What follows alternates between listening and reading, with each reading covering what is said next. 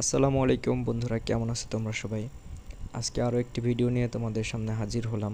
গত 2 দিন আগে একটা ফ্রিজের কাজে গিয়েছিলাম, তো অনাকাঙ্ক্ষিতভাবে একটি দুর্ঘটনা ঘটে যায়। ফ্রিজের পাইপ ফ্ল্যাশ করার সময় কম্প্রেসারটি হঠাৎ করে নষ্ট হয়ে যায়। তো কী কারণে কম্প্রেসারটি নষ্ট হলো আর কিভাবে নষ্ট হলো সেটা তোমাদের আজকের ভিডিওর মাধ্যমে দেখানোর চেষ্টা করব।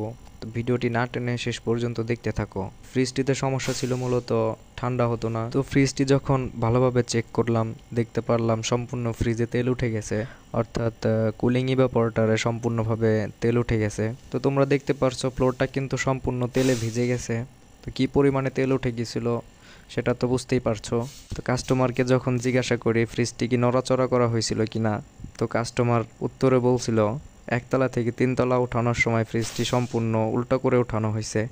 তো বাকিটা তোমরা দেখতেই পারছো বন্ধুরা। ফ্রিজের পাইপে তেল উঠে গেলে সাধারণত একদিন রেখে দিলেই কিন্তু তেলগুলো আবার কম্প্রেসারের ভিতরে চলে আসে। এটার ক্ষেত্রে কিন্তু তা হয়নি, যার কারণে পাইপটা কেটে ফ্ল্যাশ করতে হয়েছে।